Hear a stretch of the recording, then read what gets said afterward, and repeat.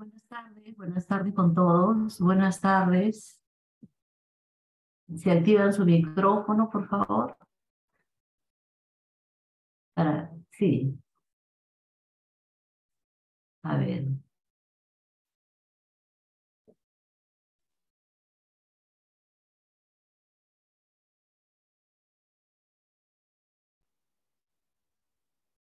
Activan su micrófono.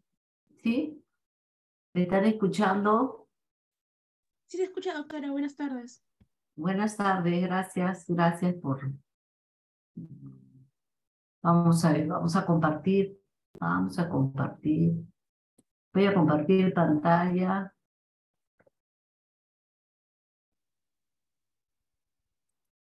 ¿Se ve la diapositiva, por favor? ¿Se ve? Sí, doctora. Se ve, ¿no? Vamos a ponerlo en modo presentación. Bien, vamos a comenzar. Vamos a hacer algo rápido. Ya sé que tienen examen el lunes, de tal manera que vamos a hacer una cosa rápida, ¿de acuerdo? La clase pasada habíamos hablado del significado de la despolarización de la neurona o el axón. Dijimos que desde el punto de vista fisiológico era lo mismo, ¿no? Y hablamos también igualmente que habían eh, transmisores, neurotransmisores, que según la clasificación funcional eran excitatorios, ¿no? Eh, por ejemplo, glutamato y aspartato, inhibitorios, GABA y glicina, y los mixtos, la mayoría, cientos de neurotransmisores descubiertos hasta la fecha. Dentro de los mixtos tenemos la acetilcolina, la dopamina, la noradrenalina, la serotonina. Eso ya me parece que lo habíamos visto con ustedes la vez pasada, ¿no? Si estoy comenzando para hacerles recordar, habíamos visto que habían diferentes métodos de transmisión. Una transmisión, habíamos comentado que era tipo canal iónico, es decir, o tipo conductos, ¿no? En fin, hay diferentes modalidades para llamar a este tipo de neurotransmisión. Y habíamos mencionado que, por ejemplo, estos eran los receptores para glutamato. El más sencillito era este que se llamaba kainato, que ustedes lo conocen. Y hemos hablado hasta el cansancio de que cuando se despolariza esta neurona posináptica ingresa el sodio, ¿no? Durante la despolarización y durante la repolarización, fundamentalmente sale el potasio, ¿no? Este es el kainato, también habíamos llamado, también habíamos visto, y a este receptor antiguamente lo llamaron el kainato quiscualato, ¿no? Más conocido como quiscualato A, o también el famoso AMPA, ¿no? Este receptor ya se ponía más complejo porque resulta que necesitaba un punto de unión para el zinc, ¿no es cierto?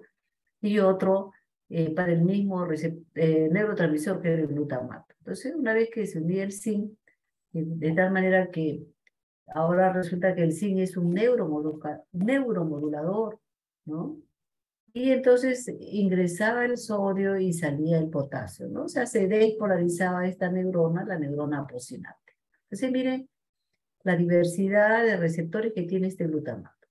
También había otro receptor más complejo, dijimos, ¿no?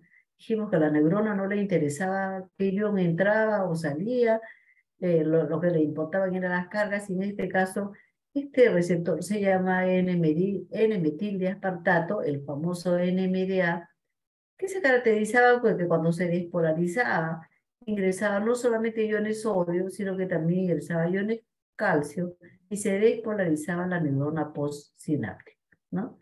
Entonces, este ya es un poco más complejo, ¿no? Ya veremos más adelante cómo interviene en el aprendizaje de la memoria. Este es un receptor sumamente importante, y dijimos que este era uno de los más complejos tipo canal iónico. ¿Por qué? Porque había varios puntos de unión, ¿no? Había un punto para el zinc, otro para un polipéptido específico, durante el reposo el magnesio estaba en el canal, ¿no? Y además había un punto para la glicina, ¿no? Hay neuronas que producen glicina, neuronas que se encuentran en la corteza cerebral, y este tipo de glicina pues tiene un punto de unión, como están viendo ustedes acá, en este receptor que es excitatorio. La glicina, siendo inhibitoria, ¿no? ¿Cómo tiene que unirse necesariamente en este punto para que recién este receptor se pueda abrir, ¿no? O sea, no solamente la presencia del glutamato, sino que también tiene que estar presente la glicina. Es impresionante este perfecto equilibrio, ¿no? ¿Cómo es posible que un neurotransmisor como la glicina, ¿no? Active un receptor de tipo excitatorio, ¿no? Aquí se ve el balance perfecto que hay entre el neurotransmisor inhibitorio y excitatorio. Habíamos dicho de que los neurotransmisores tienen que estar en la cantidad perfecta, que si es mucho produce una enfermedad. En el caso del glutamato, el glutamato es el que prácticamente activa las neuronas, es el que las hace trabajar, ¿no? Pero cuando hay glutamato en exceso, ¿qué pasa? El glutamato, si está en exceso, va a activar a las neuronas y va a continuar activando a las neuronas, y luego le va a producir la muerte neuronal por exceso de trabajo, ¿no? Increíble. O sea, por eso todo neurotransmisor tiene que estar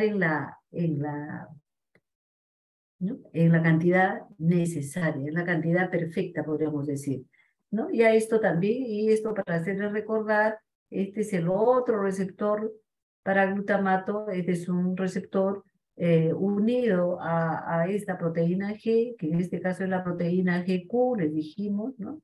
Y esta proteína GQ, cuando se activa, va a activar a su vez a esta enzima que se llama la fosfolipasa C, ¿no? Y esta fosfolipasa C lo que hace es actuar sobre los fosfolípidos, sobre los fosfoinositones de la membrana de la neurona, produciendo una hidrólisis de esos fosfolípidos, ¿no? Y producto de esa hidrólisis aparecen acá otros dos segundos mensajeros, el diacilglicerol y el trifosfato de inositol. El diacilglicerol, importantísimo, la fosforilación de las proteínas, y la fosforilación de las proteínas tiene una función sumamente importante, porque van a intervenir en los procesos de aprendizaje y memoria. Y el trifosfato de inositol eh, siempre actúa activando al retículo sarcoplásmico para que el retículo sarcoplásmico libere ion calcio al interior de la neurona. Entonces, importantísimo, porque ya veremos que ese trifosfato de inositol sirve muchas veces para que la neurona pueda producir diferentes sustancias, dentro de los cuales están los neurotransmisores, ¿no es cierto? Y acá les dije que la nomenclatura moderna, me parece que aquí nos quedamos.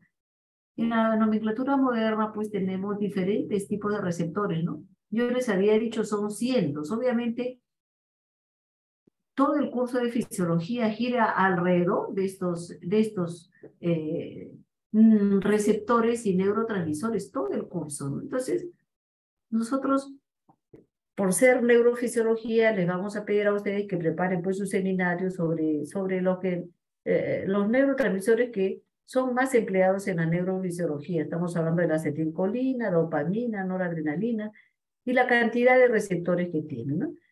Acá los nicotínicos, ya ustedes deben haber visto en la primera práctica de neuro, todos han trabajado con un aparatito, ¿no?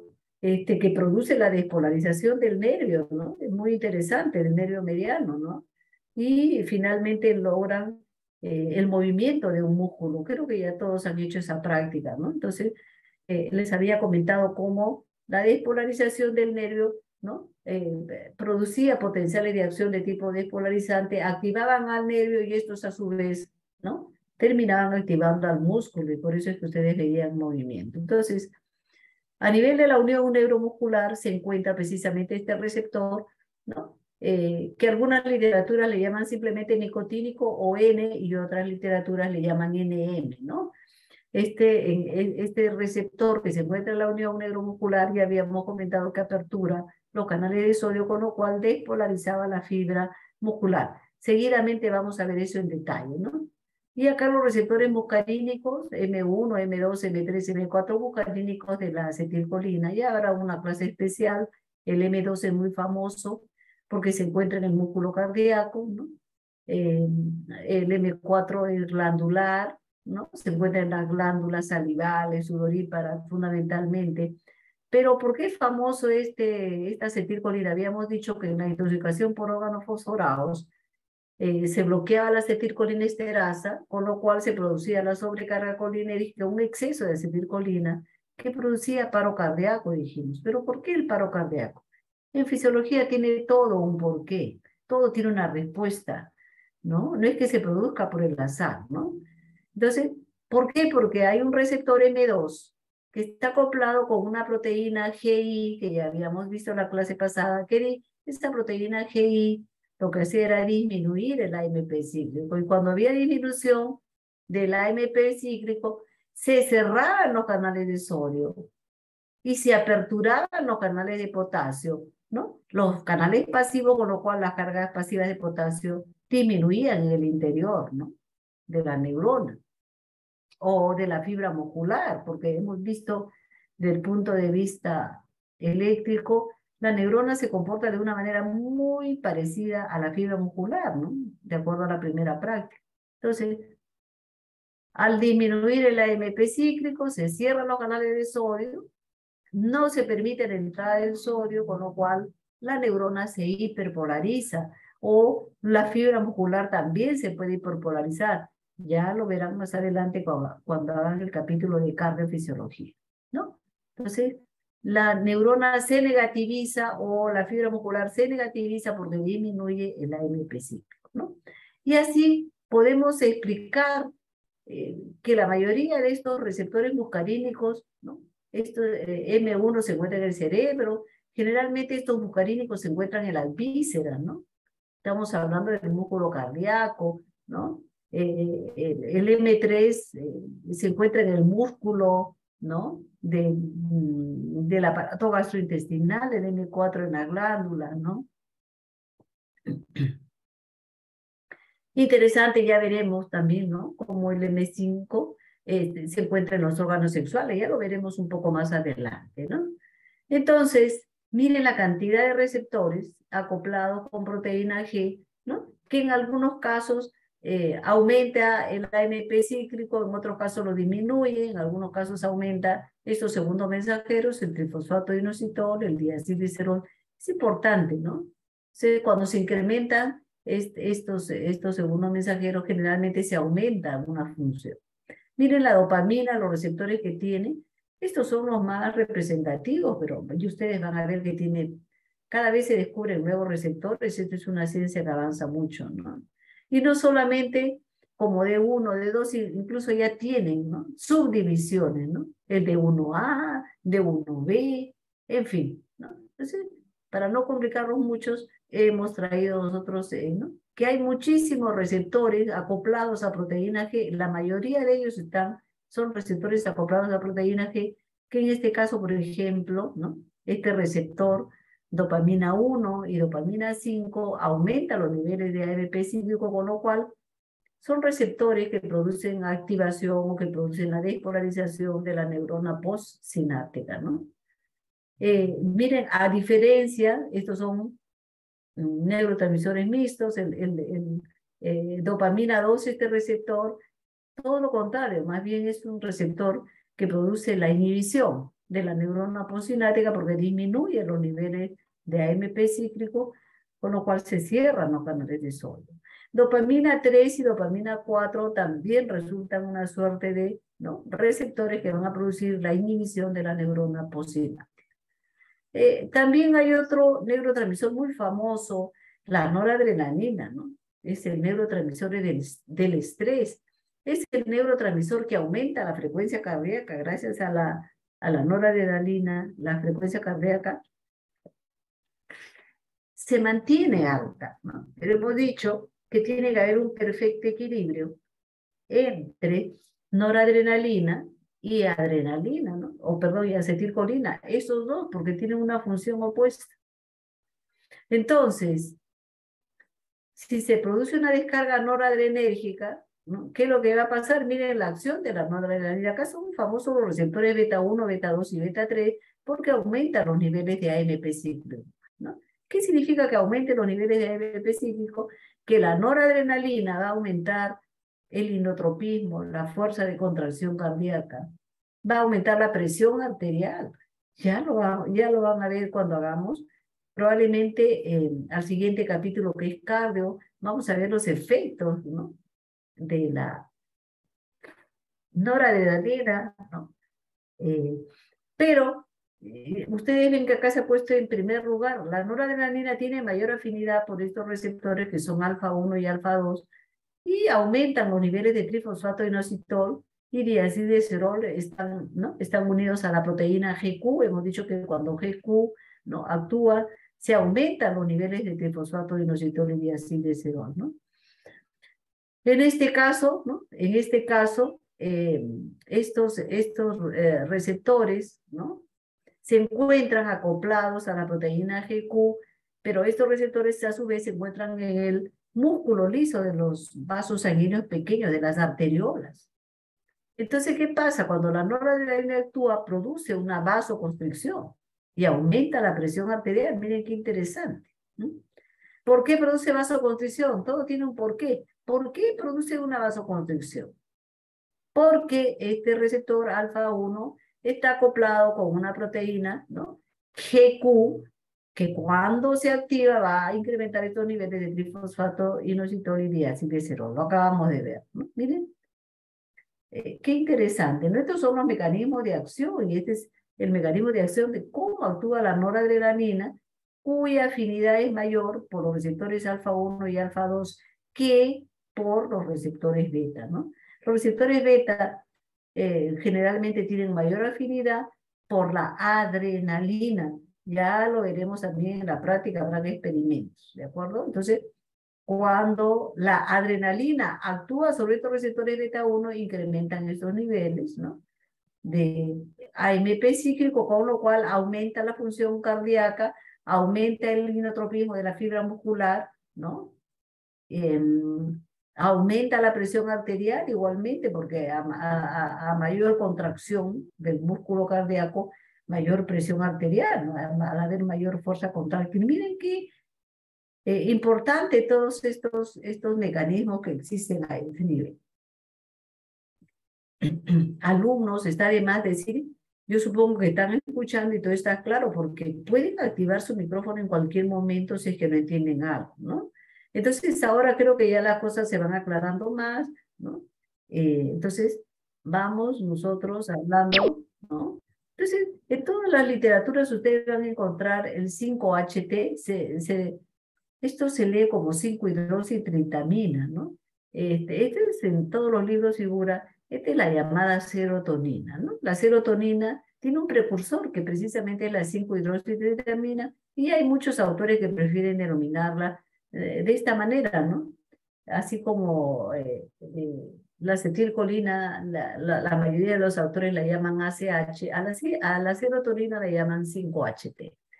Y miren, también hemos dicho que la serotonina es un neurotransmisor de tipo mixto, ¿no? Entonces, en algunos casos, miren la cantidad, y esto creo que me quedo corta todavía con esto, porque se siguen descubriendo, hay ahí las subunidades que les decía, ¿no? No solamente que existe la serotonina, el receptor de serotonina 1A, sino que ya estamos en el 1B, ¿no?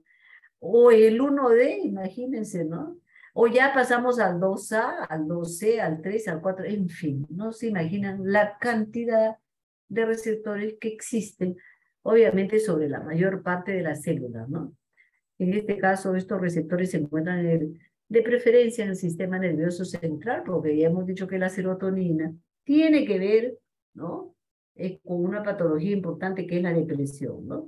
Cuando disminuyen los niveles de serotonina, se produce la depresión. Ya lo habíamos dicho la clase pasada, me parece. Entonces, y vamos a seguir hablando durante todo el capítulo de la serotonina, porque ya van a ver ustedes la grandeza de la serotonina, ¿no? Ampliamente estudiada. Entonces, miren la cantidad de receptores que algunos actúan disminuyendo pues los niveles de AMP cíclico, ¿no? Produciendo la inhibición de la neurona postsináptica, y en otros casos se aumentan los niveles de trifosfato inositol, o en otros casos, por ejemplo, se aumentan los niveles de AMP cíclico, ¿no? Ese es el mecanismo de acción, ¿no? A nivel postsináptico, entonces la serotonina es mixta, porque algunas veces actúa inhibiendo la neurona postsináptica, o también actúa excitando la neurona postsináptica, ¿no?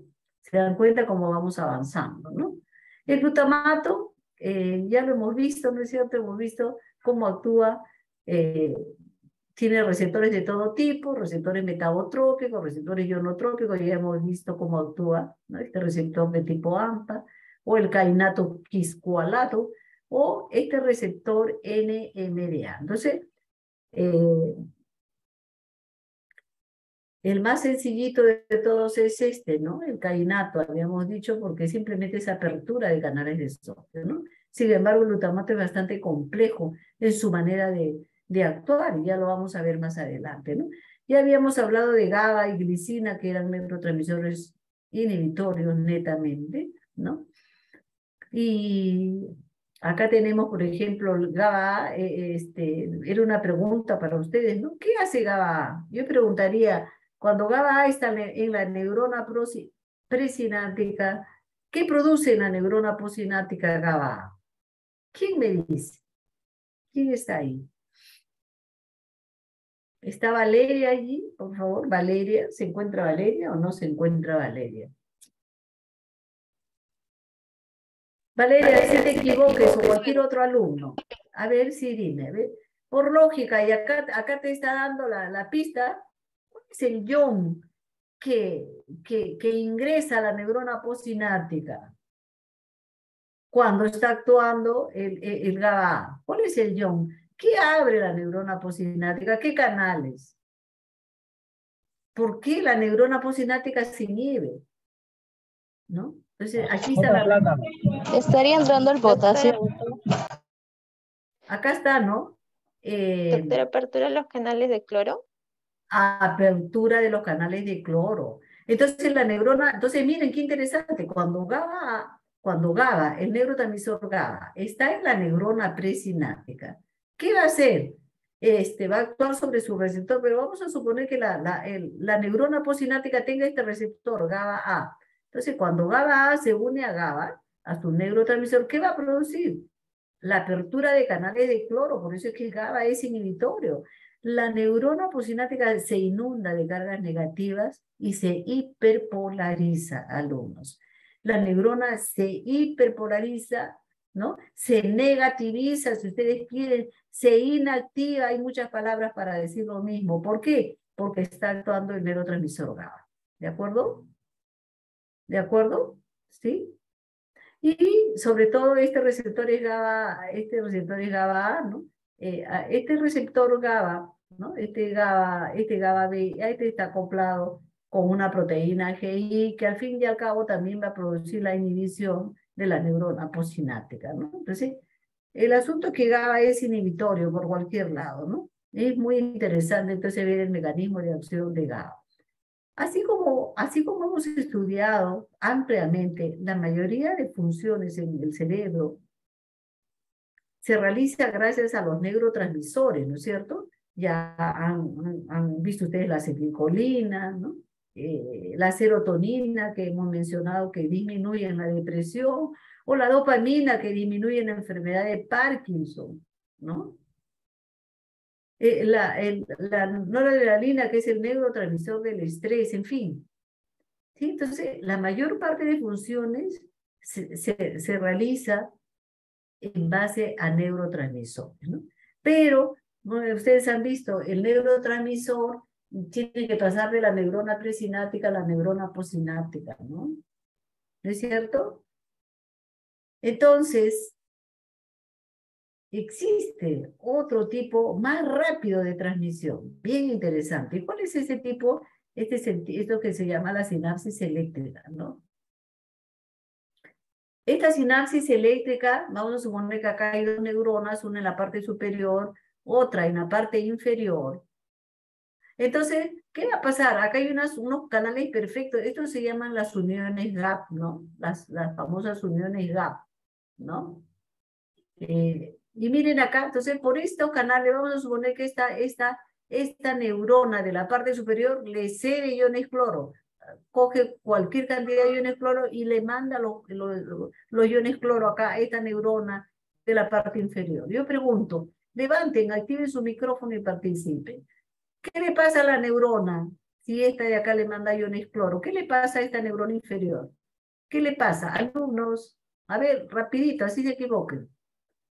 A ver, respuestas. ¿Qué le pasa a la neurona posináptica si esta neurona de arriba, ¿no? En realidad, de arriba le manda iones cloro a esta otra? ¿Qué le pasa a esta neurona?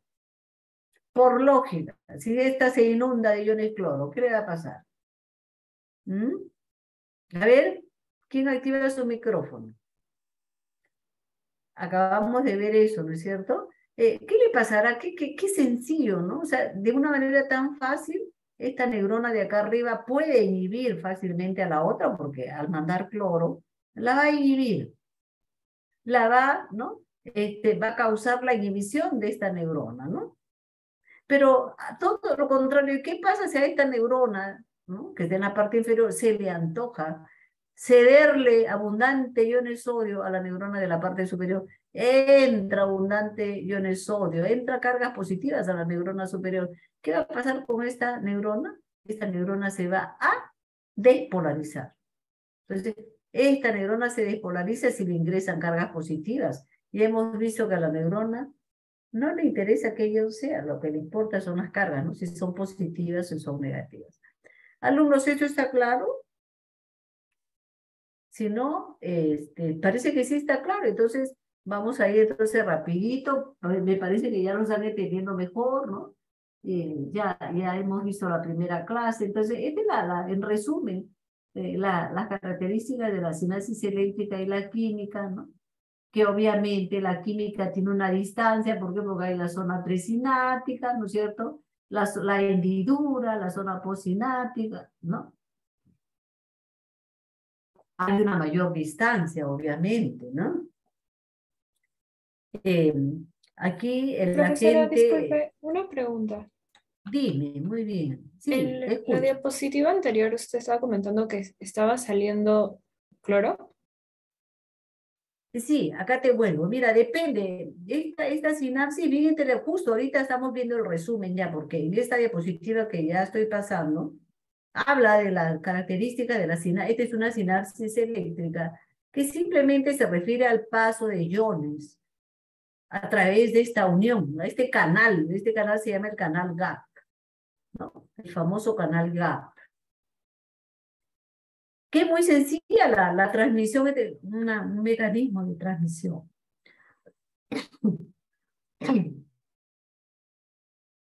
Si esta neurona de abajo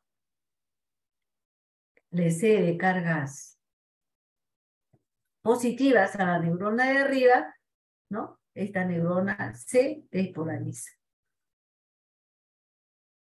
Pero si le cede si esta neurona de arriba le cede iones cloro, esta se va a negativizar. O sea, se va a inhibir, ¿no? ¿De acuerdo? Entonces, este es un mecanismo muy fácil también de producir despolarización o inhibición. Y simplemente son cargas que se transportan. En unas funciones se necesita que la neurona sea rápida en los reflejos, por ejemplo, ¿no? Hay ciertas actividades en que se quiere que la neurona sea rápida, pues la neurona echa mano de este tipo de sinapsis. Entonces, ¿te quedó más claro? ¿Sí? Sí, gracias, ¿Alguna otra profesora. pregunta? Sí, sí te quedó más claro, ¿no? Bien. ¿Qué método tan sencillo, no? Tan fácil, ¿no? Ya no tiene que pasar de la zona presináptica. Y acá la diferencia entre la sinapsis eléctrica y la química, lo que te decía, ¿no? Que la estructura química es zona presináptica, hendidura postsináptica, pero las uniones GAP prácticamente son un canal, ¿no? Y punto, ¿no? Entonces, En la sinapsis eléctrica, pues prácticamente no hay retardo sináptico, simplemente es un paso de iones de que se realiza en forma veloz, por eso dice retardo sináptico ausente. Mientras que en la química tienes que pasar de la zona presináptica a la hendidura, que se metabolice, ¿no? El neurotransmisor, luego pasa a la zona postsináptica, ¿no? Y eso toma un tiempo. Y ese tiempo ya está medido, ¿no? Generalmente es de 1 a 5 milisegundos y tenemos hasta, ¿no? un promedio de 0,3 milisegundos, ¿no? Y en la eléctrica la dirección puede ser bidireccional, pues en cualquier dirección. Sin embargo, en la química siempre tiene que haber una zona presináptica de donde se va a transmitir un impulso nervioso a la zona postsináptica. O sea, va en una sola dirección. ¿De acuerdo? Acá está clarísimo entonces la diferencia entre la sinapsis química y la eléctrica. La química que utiliza el neurotransmisor, ¿no? Por eso digo, el mayor porcentaje de funciones está realizada gracias a esta sinapsis química, ¿no? Y acá siempre las aplicaciones clínicas, lo más importante de todo eso son las aplicaciones clínicas. Después que han entendido todo esto, entonces ya les había dicho de que existe la intoxicación por órganos fosforados, este es el envenenamiento por racumín o campión. El racumín es un veneno para ratas, el campión es un veneno para perros. ¿Qué pasa cuando, no? Cuando esto se ve muy frecuente en los animalitos, cuando los envenenan, ¿no? Y en las personas también, la gente joven, como si nada, ¿no? Se toman el veneno, ¿no? Entonces, ¿qué pasa si le dan veneno a ¿no? Si se suicida, ¿no? Entonces, ¿qué pasa? Se anula la acetilcolinesterasa. Al anularse la acetilcolina, ¿qué va a aparecer? Acá van a aparecer, y ahí está, aparece la acetilcolina en abundante cantidad, de lo que se llama la sobrecarga colinérgica. Y entonces, al abundar, entonces se van a producir, como acá hay siempre restos de neurotransmisor, porque no ha actuado la acetilcolina, se siguen produciendo una serie de potenciales aquí en la neurona postsináptica, ¿ok? Y entonces ahí están los potenciales que se producen una y otra vez. Eso es lo que se llama la sobrecarga colinérgica, a exceso de acetilcolina, que ya acabamos de ver que produce paro cardíaco, lo acabamos de ver. ¿Cuál es el efecto de la acetilcolina, no? ¿Cómo es el mecanismo de eso? Disminuye los niveles de AMP cíclico, ¿no? Con lo cual hiperpolariza a la neurona postsináptica o a la fibra muscular a donde tenga que llegar. Esto es muy interesante. El botulismo es una enfermedad causada por el Clostridium botulinum, ¿no? Clostridium botulinum. Es una bacteria que produce, ¿no? La toxina botulínica, la famosa toxina botulínica. Esta toxina botulínica, ya les había hablado anteriormente de la exocitosis de la vesícula sináptica y les había dicho que acá, muy pegada y atravesando la membrana de la vesícula, se encontraba la sinaptoverbina. ¿Se acuerdan ustedes? La sinaptoverbina estaba acá cruzando toda la vesícula. ¿Cuál es el mecanismo de acción de la toxina? La toxina bloquea la acción de la sinaptoverbina. Y al bloquear la acción de la sinaptoverbina, obviamente, pues la paraliza y entonces se interrumpe la exocitosis de la acetilcolina. Y al interrumpirse, ustedes saben, han visto el movimiento con la maquinita, han hecho su primera práctica. Si no hay acetilcolina, alumnos, no hay movimiento. Entonces, si no hay acetilcolina, aquí todos los músculos están paralizados. El paciente viene paralizado completamente. El paciente que tiene botulismo o el paciente que tiene botulismo. Eso generalmente ocurre en los pescadores. ¿Por qué? Porque mucho pescador prepara conservas, ¿no? Que son artesanales, pero resulta que son productos que contienen la bacteria, ¿no? El Clostridium botulinum. Entonces, ¿qué pasa? Ingieren la bacteria y entonces dentro del organismo se produce esta toxina que va a producir una parálisis de los músculos. ¿Por qué? Porque va a actuar a este nivel. No hay exocitosis. Este es el mecanismo de acción del botulismo, es a nivel presináptico, o sea, a nivel de la neurona presináptica. Impide la exocitosis de las vesículas sinápticas. Yo he visto morir gente con botulismo, ¿no? Entonces, me acuerdo que una vez había una reunión de pescadores, resulta que ingirieron atún contaminado, ¿no? Entonces, a las pocas horas, 4 o 5 horas, eran como unos 12 pescadores que habían estado bebiendo alcohol, ¿no? Bebiendo alcohol y también comiendo pues ese atún preparado, ¿no? Obviamente llegaron paralizados al hospital, ¿no? Pero como siempre ustedes saben que no hay suficientes máquinas pulmón, no hay suficientes respiradores mecánicos como para atender a todos los pacientes. El problema de este paciente no es que se le paralicen los brazos, se paralizan los músculos respiratorios. Entonces el paciente no puede respirar, hay que ponerle una máquina pulmón. Pero en los hospitales no hay, ¿no? Yo recuerdo que habían solamente 4 máquinas en aquella época, ¿no? Entonces los primeros 4 que llegaron, los primeros 4 pescadores agarraron las máquinas pulmón y el resto no tenían, ¿no? Es bien difícil de ubicar en UCI una máquina, un respirador automático, ¿no? Y murieron, ¿no? Obviamente murieron en aquella oportunidad. Esta es otra, a propósito, ahora ya la toxina botulínica le han dado un amplio, ¿no? Una amplia utilidad las empresas farmacéuticas, ¿no? Han preparado la toxina botulínica ¿para qué? Para disminuir las arrugas, ¿no?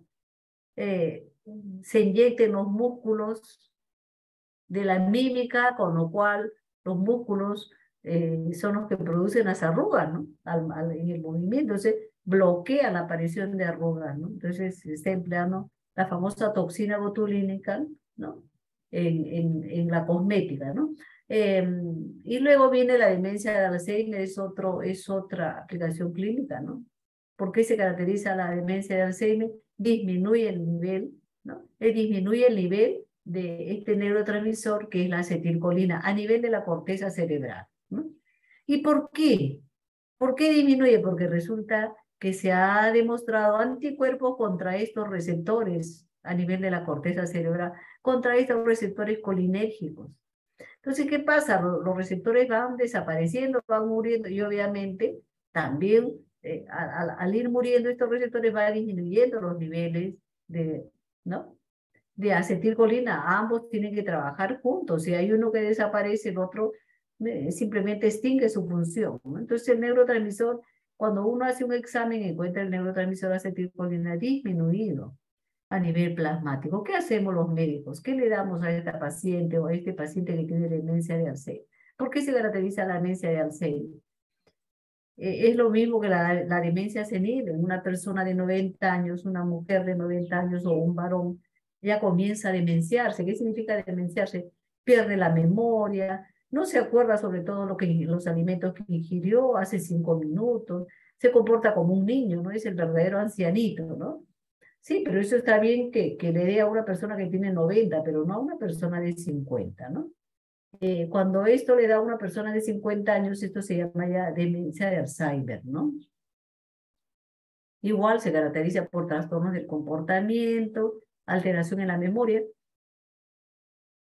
Y entonces, ¿qué le doy a mi paciente que tiene demencia de Alzheimer? ¿Qué le doy? ¿Qué medicamento le doy? Entonces, y como yo sé que hay disminución de este neurotransmisor y lo quiero elevar, pues simplemente le doy un bloqueador de la enzima acetilcolinesterasa, ¿no? Entonces, al bloquear a la enzima, por supuesto que le doy un medicamento gradual, entonces aumento los niveles de la, ¿no? A nivel de la acetilcolina, ¿no? Es como que si yo, obviamente, es como que si le diera pues un órgano fosforado, ¿no? Que prácticamente tiene la misma acción. Sí, pues, pero es un medicamento, pues yo no le voy a intoxicar ni envenenar al paciente. Hay medicamentos preparados, ¿no? Que precisamente bloquean de una manera adecuada a la acetilcolinesterasa, y ese es el tratamiento para un paciente que tiene la demencia de Alzheimer, con lo cual obviamente se ve mejoría, ¿no? Bien, entonces preguntas hasta aquí, alumnos, preguntas. Ninguna. Perfecto. Entonces, seguimos. Ninguna, o sea, todo se está entendiendo. Muy bien, me alegro porque esa es la idea, que aprendan, ¿no? Esa es la idea es que ustedes aprendan. Pasamos al músculo que también ya de alguna manera lo han visto ustedes porque han, como repito, han hecho ya su primera práctica, ¿no? de,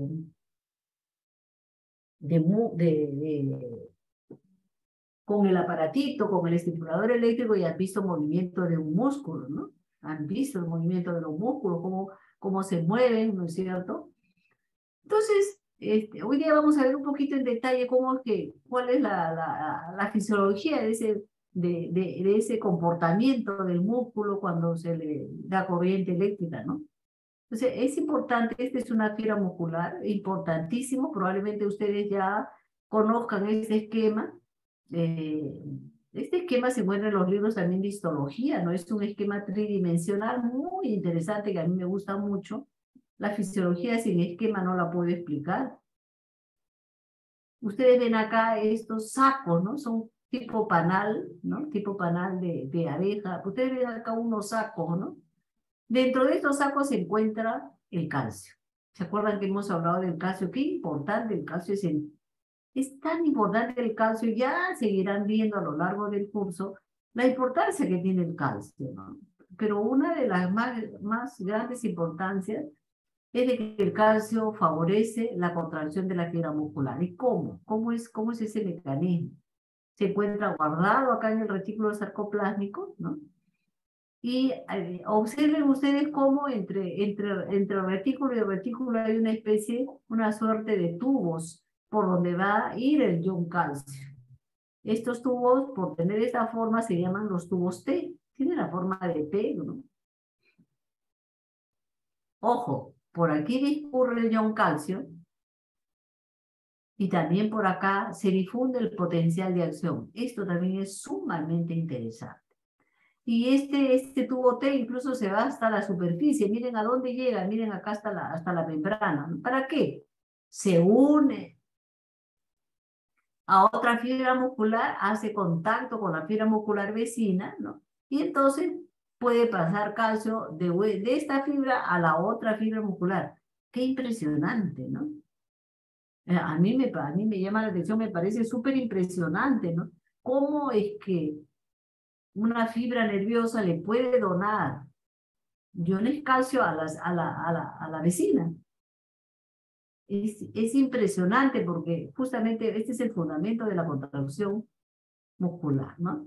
Entonces, vean acá, vamos a ver a las famosas mitocondrias, porque estas tienen que estar acá. El músculo consume mucha energía, a mayor energía, es porque ustedes están trabajando más, como pueden apreciar aquí, ¿no? Entonces, observen mitocondrias, ¿no? Y ustedes ven que a la coloración de hematocilina, eosina, acá hay una fibra que se conoce con el nombre de miosina, que son de mayor coloración, más fuertemente coloreadas con hematocilina, eosina, ¿no?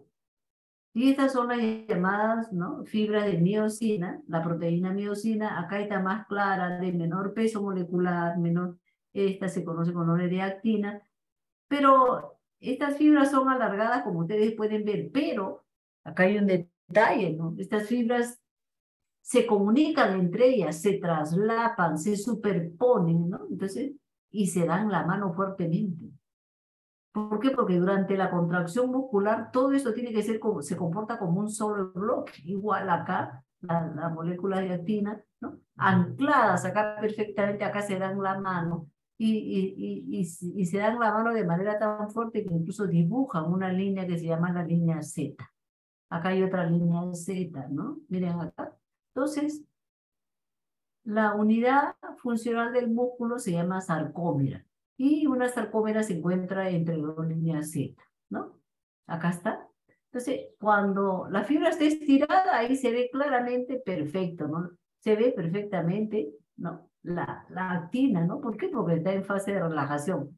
Pero ojo, cuando viene la contracción muscular, vamos a ver, ¿no?, cómo se van a deslizar estas moléculas de miosina sobre la actina y aparentemente va a desaparecer, aparentemente desaparecen estas fibras de miosina, aparentemente. Pero no es, simplemente es un deslizamiento, no es que desaparezcan. Por eso que antiguamente se creía que eran las moléculas de actina las más importantes, ¿no? Porque decían, estas son las que se contraen, pensaba que se contraían, pero no es una contracción, simplemente es un deslizamiento, ¿no? Bien, acá las miofibrillas, vamos a seguir avanzando. Y la unión neuromuscular, que ustedes seguramente ya la han revisado, ¿no? Acá la motoneurona alfa. La unión neuromuscular está formada pues por el axón de la motoneurona alfa, la motoneurona alfa, llegando aquí, ¿no? Llegando al músculo. Y esto es lo que se llama la unión neuromuscular, ¿no? Esta unión neuromuscular se comporta de una manera parecida a todas las sinapsis, ¿no? Entonces, de tipo canal iónico. Entonces uno dice, bueno, la llegada de un potencial generado por la motoneurona alfa, porque esta es la motoneurona alfa, la terminación, ¿no? Acá llega un potencial en ese momento, cuando llega el potencial, esto se comporta como una zona presináptica, se apertura los canales de calcio. ¿Para qué? Para que, ¿no? Para que comience la exocitosis de la vesícula sináptica. Ya sabemos el mecanismo de la exocitosis, ¿no? Entonces, se exocitan, ¿no? Estas vesículas, miren acá, ¿para qué? Para unirse, acá están sus receptores, los famosos receptores NM que les decía, ¿no? Los receptores nicotínicos. Musculares, ¿por qué? Porque se encuentran en el músculo. Se unen el neurotransmisor al receptor, se forma un perfecto complejo y en ese momento, ¿no? Se abre el canal de receptor. Con lo cual, va a pasar, ¿no? Va a pasar, con lo cual va a pasar el ion sodio al interior de la fibra muscular, porque se están abriendo acá los canales de estos receptores. Yo pregunto, ¿y si el ion sodio inunda la fibra muscular? ¿Qué va a pasar con la fibra muscular? ¿Qué va a pasar? La fibra muscular se va a despolarizar. Ese es el mecanismo sencillo de despolarización. Miren qué importante. Hasta acá está claro, por favor, preguntas. Es importante, es lo que pasa, los mecanismos que suceden en la unión neuromuscular, ¿no? Entonces, cada vez que una motoneurona alfa se despolariza, se activa, entonces, ¿qué pasa? El neurotransmisor se excita y se une a su receptor, al receptor nicotínico, y en ese momento que se unen perfectamente, se abre el canal del receptor y deja pasar el sodio. Con lo cual, la fibra muscular se despolariza. Y acá estamos viendo, ¿no? Acá estamos viendo a mayor aumento, ¿no? Cómo llega la terminación de la motoneurona alfa, al llegar el potencial de acción, en ese momento se abren los canales de calcio, que hasta el calcio pasando desde el exterior al interior, ¿no? ¿Y para qué? Para producir la exocitosis de las vesículas sinápticas. Entonces acá está la exocitosis impresionante, ¿no? La cantidad de acetilcolina, los cuantos, que son cantidades minúsculas, ¿no? De acetilcolina. Y cómo acá en este punto ya se ve cómo se ha unido, ¿no? La acetilcolina a su receptor. Miren acá. Y en el momento en que se unen acá al receptor, se abren esos canales y se deja pasar el sodio. Acá lo están viendo. El sodio pasa desde el extracelular al intracelular, por lo cual se produce el potencial de acción, ¿no? Se produce el potencial de acción, ¿no? Y se despolariza. Se despolariza la fibra muscular. Pero acá hay un detalle muy importante, alumnos, ¿no? Acá hay unos que están, unos canales abiertos, otros cerrados, que todavía no se han despolarizado. Aquí tenemos un músculo, sea el músculo cuádriceps, alargado, con unas fibras musculares hermosas, miren, alargadas, ¿no? Y llegando las terminaciones de la motoneurona alfa, acá ustedes ven llegando unas terminaciones delgaditas, ¿no? Son las terminaciones de la motoneurona alfa. Miren, llegando acá la placa motora, unión neuromuscular, como le quieran llamar, ¿no? ¿De acuerdo? Entonces, aquí tenemos cómo están unidas, la unión es fuerte, alumnos, entre fibra muscular y fibra muscular. Acabamos de ver los tubos T. Por favor, que les quede bien claro. Basta que una fibra muscular se despolarice para que ésta de inmediato despolarice a la vecina a través de los tubos T. A través de los tubos pasa la onda de despolarización y llega la corriente eléctrica a la otra fibra muscular y esta fibra muscular se despolariza. Algún alumno que era muy estudioso hace muchísimos años, creo que más de 15 años, decía, doctora, entonces este es una especie de efecto en dominó. Siempre me gusta que los alumnos contribuyan, ¿no? Estábamos en la clase de teoría y él lo entendió así, ¿no? Jamás se olvidó en su vida que en los músculos se producía el efecto dominó. Él lo aprendió a su manera, pero era bueno, pues. ¿Y qué significa el efecto dominó? Basta que una se despolarice para que la demás se despolarice. Entonces resulta que cada fibra muscular produce un potencial pequeñito, ¿no? Potencial de acción. Acá está. Acá está, miren. Imagínense cuántos receptores son, ¿no? Son pequeñitos los receptores, ¿no? Entonces se unen, entonces acá entra el sodio y se produce un potencial pequeñito. Ingresa el sodio, sale el potasio. Ese potencial pequeñito se llama potencial de placa, así se llama, o también los americanos le llaman motoring plate, ¿no? O sea, potencial de placa terminal. ¿Ok? Entonces, un potencial pequeñito que mide aproximadamente en tamaño unos 50 microvoltios. Otro potencial pequeñito por acá y todos se van despolarizando. Al final, alumnos, se van a sumar todos estos potenciales pequeñitos de todas estas fibras, porque basta que uno... Si yo pongo un electrodo acá, un electrodo de aguja de electromiografo, ¿qué voy a registrar? Un potencial enorme, que va a ser la suma de todos estos potenciales pequeñitos. Ese potencial enorme, ¿no? Se va a propagar, acá está, ¿no? Cómo este potencial se va propagando, ¿no? Durante, a través de todo el paquete de fibras musculares. Al final, este potencial termina siendo muy grande y eso se capta con la máquina. Este potencial termina siendo enorme y tiene un tamaño aproximadamente de 4 milivoltios, ¿no? Se inició pequeñito, 50 microvoltios. No olvidar que un milivoltio tiene 1000 microvoltios. Comenzó tan pequeñito, sí, pero como son tantas fibras musculares, al final termina grande. Y el potencial, ese es el famoso potencial motor, tiene aproximadamente, ¿no? Hasta 4 milivoltios, ¿no? Vamos a seguir entonces viendo. Acá está el mecanismo más íntimo, ¿no?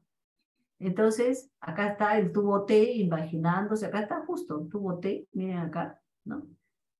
Acá está produciéndose, ¿no? La despolarización, la unión de la acetilcolina con el receptor tipo canal o tipo iónico, ¿no? En este momento se abren estos canales, ingresan las cargas positivas y se despolarizan, ¿no? Se produce el potencial de acción de tipo despolarizante. Habíamos dicho que este potencial difunde a través de los tubos T a una fibra, a la otra y a la otra y se va sumando toda esta energía eléctrica. Este potencial así ya difundido a través de los tubos T va a ser captado por estos conductos para el calcio, ¿no? Estos famosos canales de hidropiridina, ¿no? De hidropiridina. Entonces, ¿qué va a pasar? Cuando llegue el voltaje acá, cuando llegue el potencial de acción, abre estos canales. ¿Y qué pasa? Estos canales se encuentran en el retículo sarcoplásmico, entonces se abren los canales y el calcio comienza a salir a inundar, el calcio inunda, ¿no? En este caso a la fibra muscular. Cuando el calcio aparece acá, va a actuar de inmediato sobre una estructura en particular, que lo vamos a ver seguidamente, ¿no? Entonces acá, a mayor aumento, podríamos decir, ¿no? Cómo el potencial, cómo se difunde en todos los sentidos a través de todos los tubos T. Miren cómo se difunde el potencial de acción muscular, va como un efecto dominó a todas las fibras musculares, ¿no? Entonces, ¿no? Y esto es captado, ¿no? Es captado por acá está el potencial de acción potenciales, ¿no? Este potencial es captado, acá está el potencial de acción muscular, ¿no? Es captado por estos famosos canales, ¿no? Los canales de calcio se abren las compuertas de calcio y el calcio aparece en el intracelular, ¿no? El calcio se va a unir a una proteína que la vamos a ver ahorita que se llama la troponina. Y es esta unión perfecta en que da inicio a la contracción muscular, como vamos a ver seguidamente. Y esto es para que ustedes tengan en cuenta que aquí en este capítulo se está viendo de manera bastante importante y básica el potencial de acción muscular, que tiene una duración de 2 a 4 milisegundos, el potencial del músculo esquelético, o sea, del músculo cuádriceps, ¿no? Sin embargo, miren cómo es el potencial del músculo cardíaco. Ya lo verán, es mucho más ancho, ¿no? Tremendamente ancho. Algún alumno me preguntaba la vez pasada en una clase sobre este tipo de potencial, ¿no? Y es tan ancho este potencial, ya lo estudiarán perfectamente, ¿no?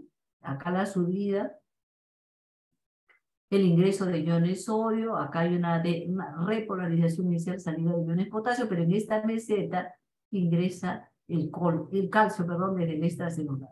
Con lo cual se arma esta meseta y es sumamente ancho, ¿no? Miren, 150 a 300 milisegundos, qué barbaridad, ¿no? Ese es el potencial de acción de la fibra muscular cardíaca que ya la verán en detalle más adelante, ¿no? Y es tan ancho y demora mucho más, por supuesto, ¿no? Estamos hablando de 150 a 300 milisegundos. Mientras que el potencial de la neurona, ¿no?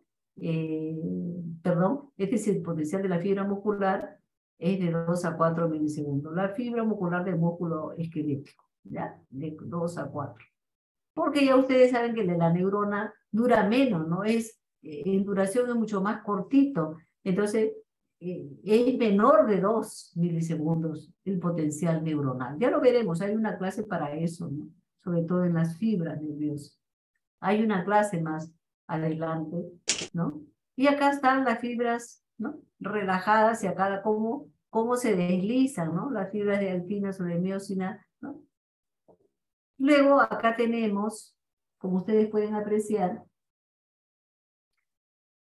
las cabezas de la miosina, miren, alargadas totalmente, y acá las moléculas de actina. ¿Para qué? Porque estas cabezas son móviles. Cuando estas cabezas comienzan a moverse, es un sistema de pivoteo, ¿no? ¿Qué significa pivoteo? ¿No? Van a comenzar a desplazar, las traccionan, son cabezas móviles, entonces esta comienza a deslizarse, ¿no? Pero en realidad la actina no realiza ningún trabajo muscular, ¿no? Son las moléculas de miacina las que realizan todo el trabajo, consumiendo grandes cantidades de energía, sobre todo la cabeza, porque la cabeza es la que está en movimiento, ¿no? Entonces, miren, qué impresionante, y aparentemente pues, ya no existen estos espacios no se ve a la actina, ¿no? Pero no se ve, pues, no es que se haya contraído, sino que hay un simple desplazamiento, ¿no? Es importante. Acá el máximo aumento, ¿no? Las moléculas de actina, aquí las moléculas de tropomiosina, ¿no? Y acá la troponina, que les había dicho que era muy importante porque la troponina tenía varias fracciones. Una fracción T fuertemente unida a la tropomiosina, esta fracción I, como ustedes pueden ver, unida fuertemente a la actina, y la fracción C, que es la fracción que se va a unir al ion calcio. O sea, esta resulta que es la más importante. La fracción C, ¿por qué? Porque se va a unir al ion calcio, ¿no? Como vamos a ver ahora, vamos a ver cómo es el mecanismo, ¿no? Una cosa es la relajación. Ahí están relajadas las moléculas. Las cabezas están relajadas, ¿no? Cayendo, pero listas para en cualquier momento comenzar la maniobra de pivoteo. ¿Y pivoteo es qué?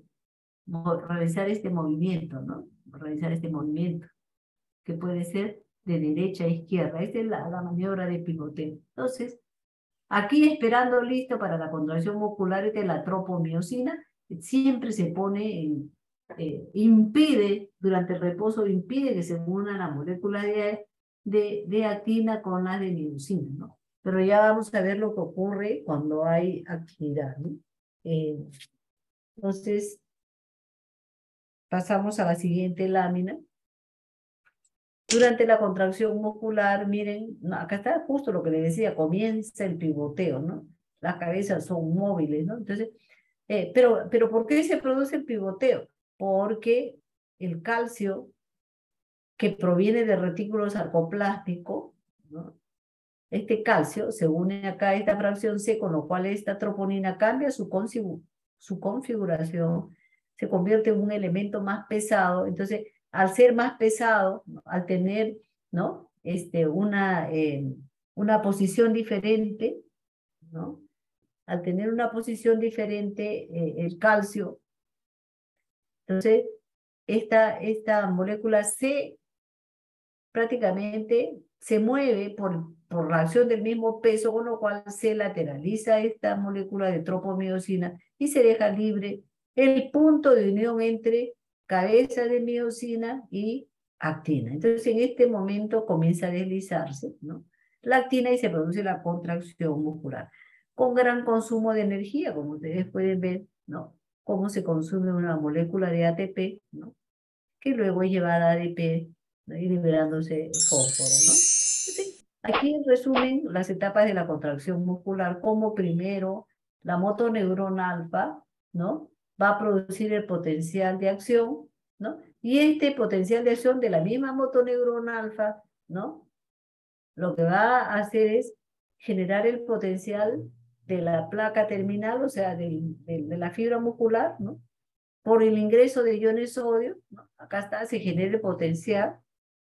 Luego se difunde, lo que les había dicho, cómo se difunde el potencial a través de los tubos se difunde a casi todas las fibras musculares, ¿no?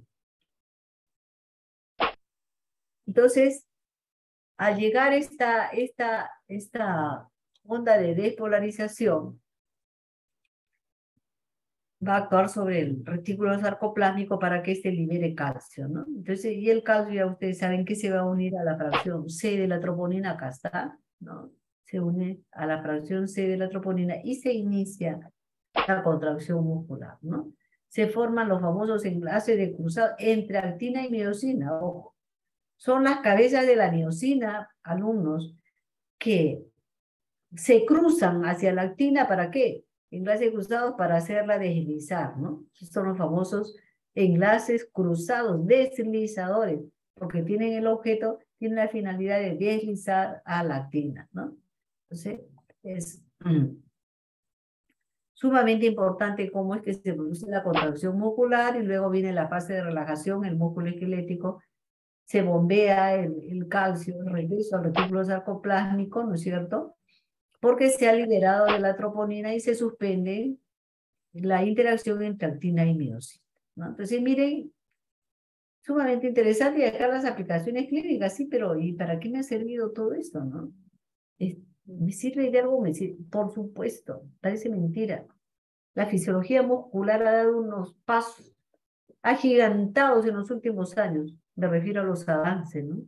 Los avances han sido tremendos, no se imaginan.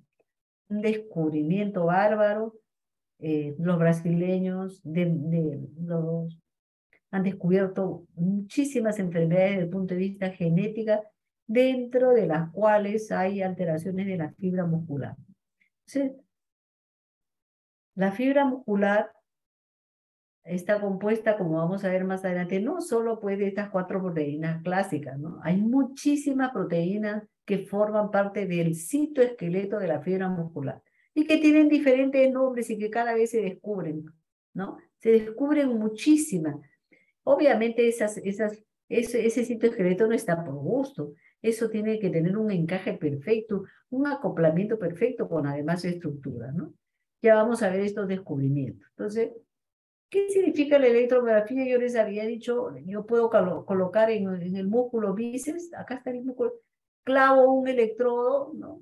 Ustedes han visto ahora un electrodo tipo parche, pero hay infinidades de electrodos. Hay electrodos tipo aguja, yo agarro y pincho el músculo bíceps, y entonces lo que veo, cuando le digo al paciente, señor, contraiga el músculo, comienza a contraer y se ven estos potenciales. Estos potenciales se llaman potenciales de unidad motora.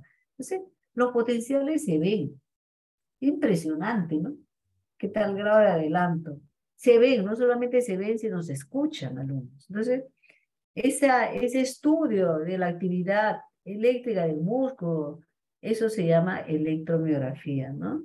Entonces, ¿qué es lo que podemos ver? En condiciones normales, vamos a suponer un músculo bíceps se contrae perfectamente, porque está normal, pero ¿qué pasa si alguien lesiona con un arma blanca? Hay tantos asaltos.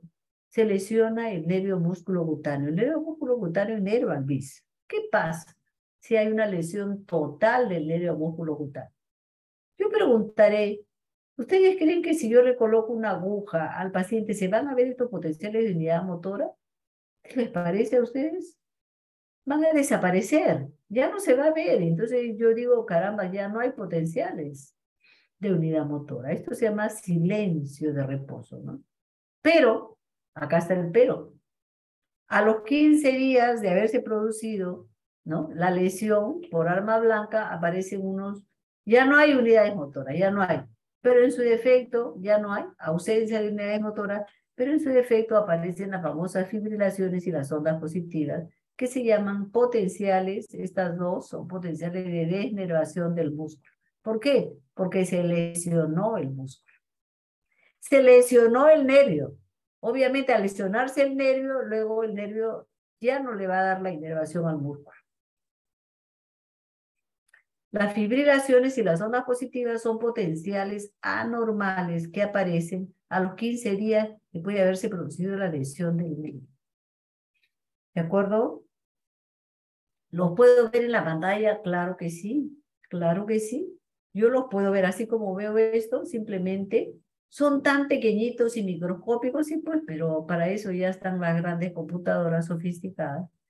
Acomodamos, aumentamos la sensibilidad de la máquina y nosotros podemos ver las fibrilaciones y las ondas positivas, y eso nos da el diagnóstico de lesión del nervio periférico.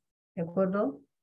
Acá está, justamente, ¿no? Esta es la neurona. Miren acá una neurona normal, perfecta, ¿no? Produciendo pues sus vesículas sinápticas, ¿no? Y las vesículas viajan hasta, ¿no? Vamos a esta, la motoneurona alfa, entonces acetilcolina llega acá a la unión neuromuscular, acá está el músculo, ¿no?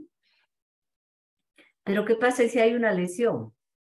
Entonces cuando hay una lesión, el cabo proximal, si la lesión es total, el cabo proximal se retrae, ¿no? Y el distal también. Entonces, acá queda, ¿no? Se dice que 36 horas después de haberse producido la lesión se produce la degeneración valeriana, ¿no? Y acá está la degeneración valeriana, ¿no? Se destruye todo, todas las proteínas, ¿no? Solamente queda el citoesqueleto de axón, lo que es más fuerte, pero las proteínas al interior del axón se destruyen, ¿no? Entonces, si yo pongo un estimulador eléctrico acá, como han hecho ustedes, ¿no? Si yo pongo un estimulador eléctrico, y le doy una corriente eléctrica, ¿ustedes creen que se va a mover el músculo? Ya no se va a mover el músculo, como si ya está interrumpido por esta lesión. Eso les puede hacer a ustedes el diagnóstico también. Con una simple maquinita ustedes pueden, ¿no?, hacer el diagnóstico, ¿no?, de lesión nerviosa periférica, ¿no? Es el axón de la motoneurona alfa, ¿no?, que ya ha quedado destruido, ha quedado lesionado, ¿no? Entonces, hablar de la lesión de la motoneurona alfa o del axón es la misma cosa desde el punto de vista fisiológico. Se va a producir una parálisis total, ¿no?, del músculo, ¿no? Entonces, y luego este músculo se va a paralizar, se va a atrofiar, pero ¿qué tengo que hacer? Ir a la sala de operaciones y unir el cabo proximal con el distal, le doy unos puntos de unión y listo, para que el nervio crezca nuevamente y se dirija a su respectivo músculo, ¿no? Entonces, eso es lo que se llama la lesión nerviosa periférica, ¿no? Hay autores, la lesión de la segunda neurona motora, o la lesión de la neurona motora periférica, o lesión de la motoneurona alfa, es lo mismo. Así lo pueden encontrar en la literatura. Finalmente, bueno, no tan finalmente, este es uno de los grandes descubrimientos.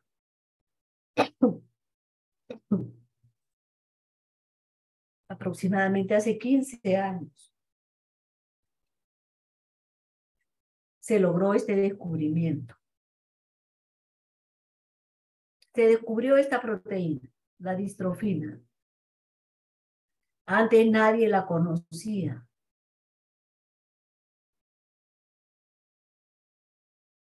¿Y cuál es la función de la proteína? Ustedes ven que se une acá los filamentos de actina y acá el sarcolema. Entonces, esta proteína que se llamó la distrofina no estaba en los niños que tenían distrofia muscular progresiva, ¿no? Entonces, es como una soguilla, ustedes ven acá, estabilizadora, estabiliza, ¿no? Esta estabilización es importante. Como digo, nada está por gusto.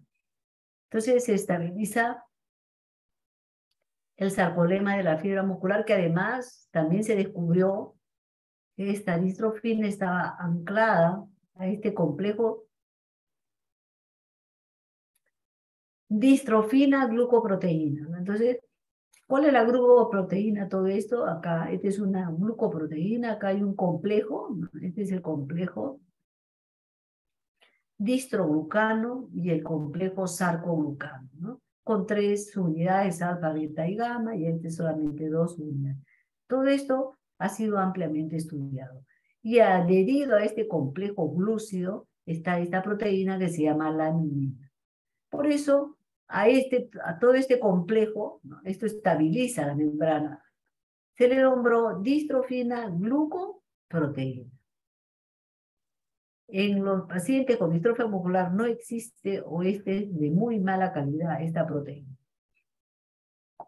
Entonces no hay una fijación adecuada del sarcolema, con lo cual se destruye la fibra muscular cardíaca y yo recuerdo haber visto esos casos hace 20 años. Los niños se morían a los 15 o 16 años, está escrito en los libros. La ciencia revolucionó tanto que hoy en día estos niños son tratados adecuadamente. Y resulta que lo que antes no pasaban los 15 años, ahora ya he visto pacientes con distrofia muscular que tiene 60 años, 65. O sea, es una gran cosa el haber hecho el descubrimiento de esta proteína. Vamos a ver muy rápidamente reflejos, algo hemos dejado anteriormente.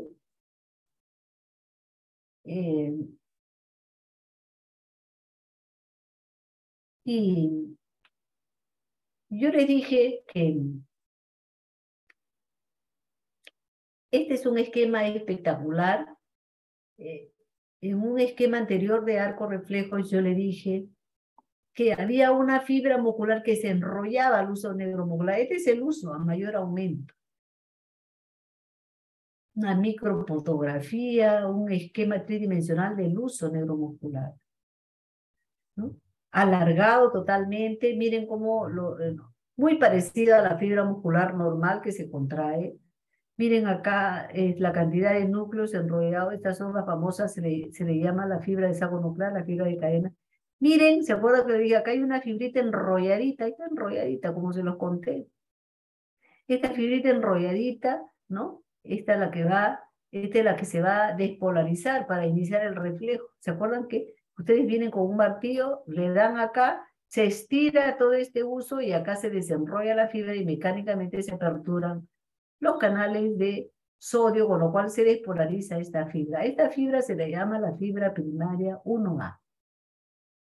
Súper interesante. Entonces, esta fibra es la que se despolariza cuando ustedes percuten con el martillo. Y una vez que, ¿cómo se despolariza? Mecánicamente, porque, ¿no? Se desenrolla y mecánicamente se activa.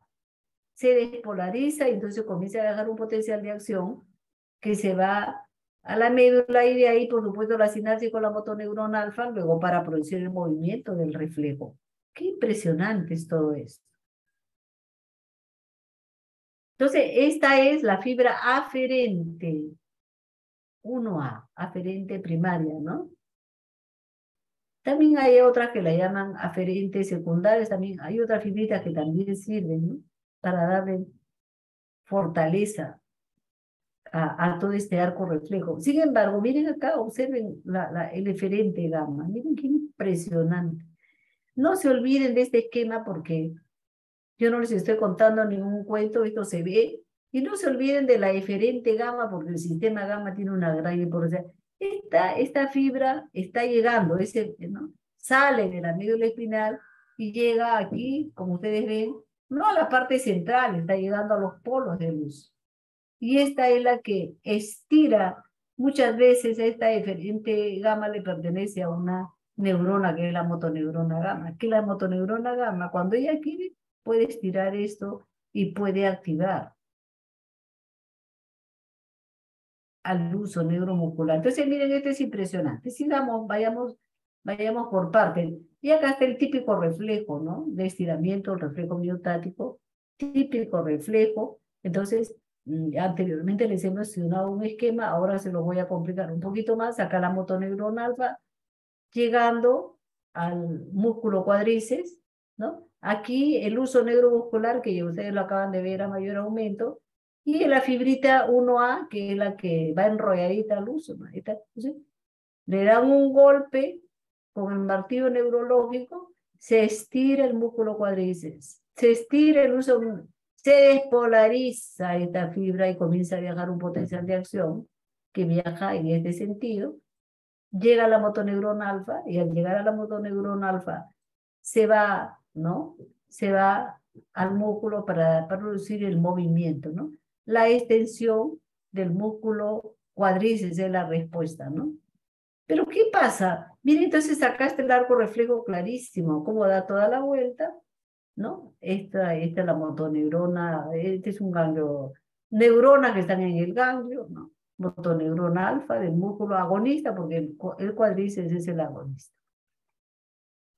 Pero miren, al mismo tiempo que se dispara este reflejo, miren acá hay, al mismo tiempo hay una sinapsis con una interneurona, la famosa interneurona intercalar, si quiere le dicen. Hay otros autores que la llaman la interneurona de Renshaw o simplemente la interneurona que libera glicina. Esta, hace un momento les hice la pregunta, libera glicina. ¿Y qué va a hacer cuando libera glicina?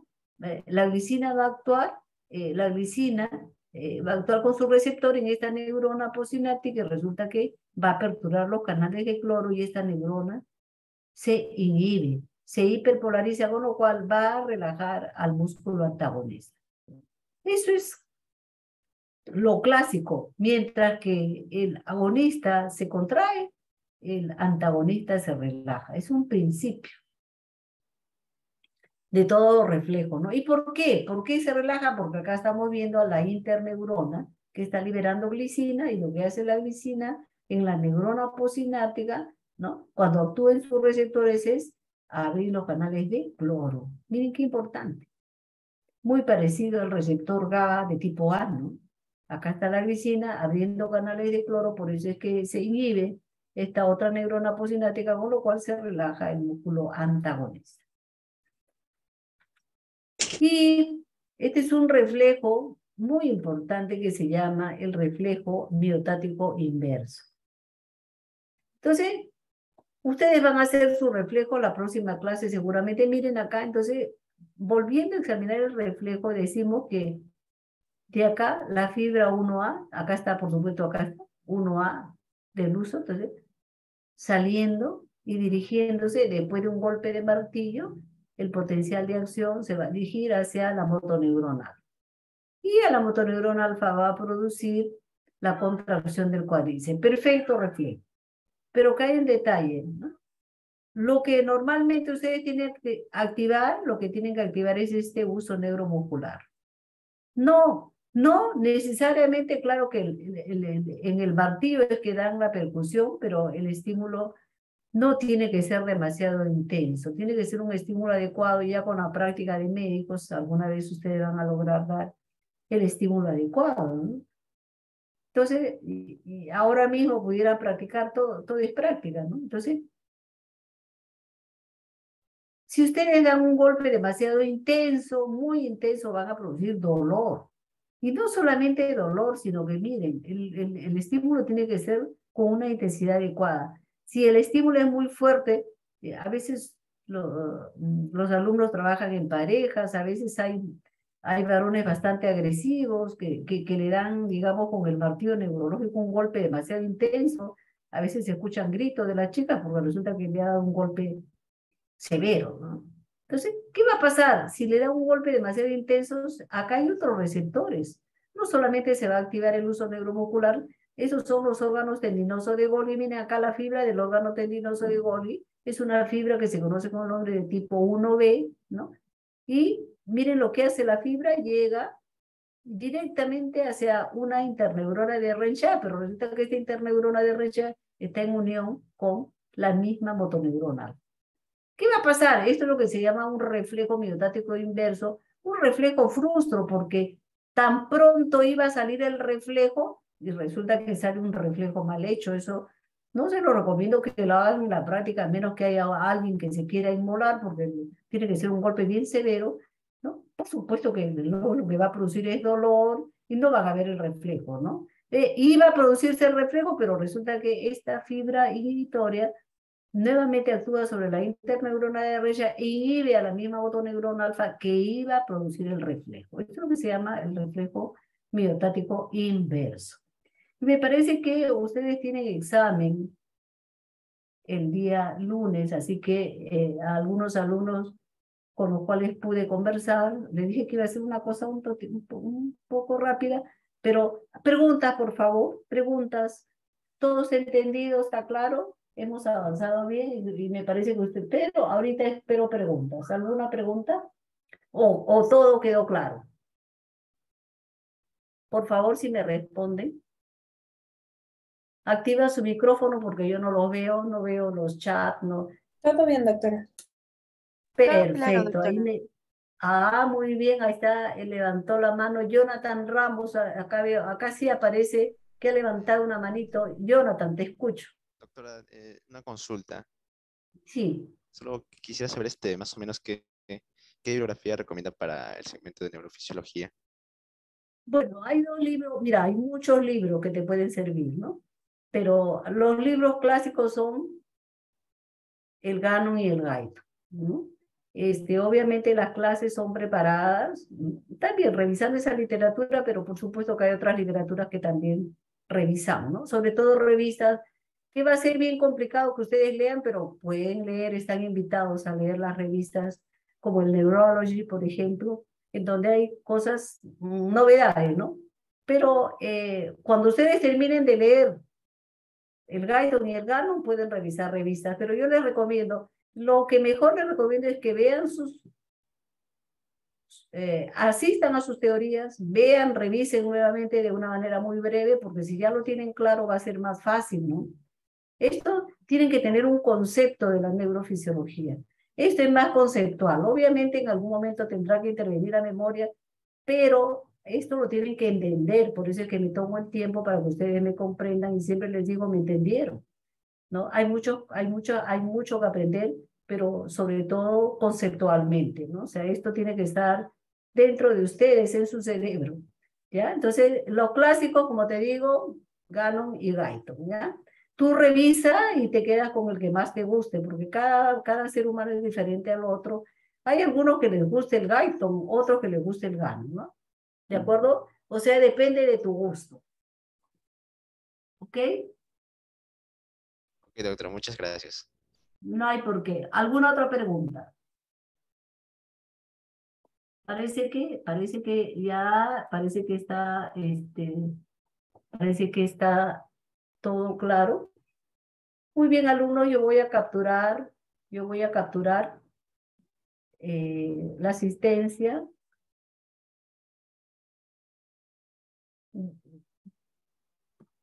Desde la pantalla, de hecho. Y listo. Muy bien, si no hay más preguntas, los veo el día lunes. Les deseo el mejor éxito en sus exámenes. Estudien al máximo, ¿no? Nos vemos hasta la próxima semana, alumnos. Hasta la próxima. Hasta luego, doctora. Gracias. Doctora. Hasta luego, Gracias, doctora. Muchas gracias, gracias. doctora. Hasta Muchas gracias. luego, hasta Hasta luego, luego. doctora, No hay gracias. por qué. Hasta luego, no hay por qué. Hasta luego, doctora. Hasta luego.